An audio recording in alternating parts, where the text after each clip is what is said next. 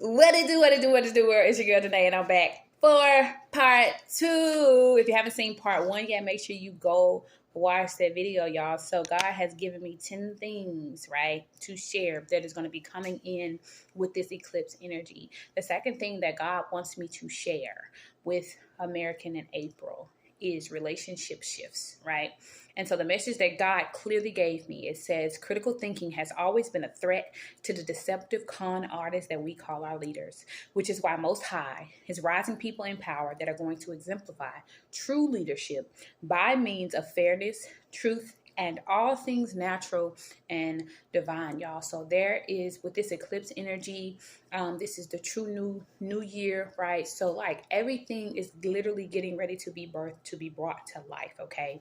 And so the second thing that God wants, the message that God wants me to deliver in this time, is that relationship shifts are happening. Right? Relationship shifts are happening at an all-time high. This can show up as relationships ending. This can show up as healing in relationships, 111 on the timer. This can show up as relationships being restored suddenly, right? So these are relationships that you may have thought were done and over with, 123. These are relationships that you probably thought were done and over with. God is about to rock your world. God is about to bring restoration to certain relationships that you thought were over and done with. God is about to bring healing to certain relationships that you thought could not be brought back to life. You thought it was finished. God is about to bring restoration, reconciliation to certain relationships that you thought were done. And there were other relationships in your life that you probably thought were lifers. These were people you probably thought you would have never had problems or issues with that would have ended the relationships. God, there are certain relationships that are going to end in your life, and it's going to happen so suddenly and so swiftly, right? And there's also going to be certain relationships with people you haven't even met yet that are going to come in. It's going to happen so fast. 1 minute, you're not going to know this person. And the next minute, you're going to be married, living in the house with this person. And y'all are going to be getting ready to bring family into this world together.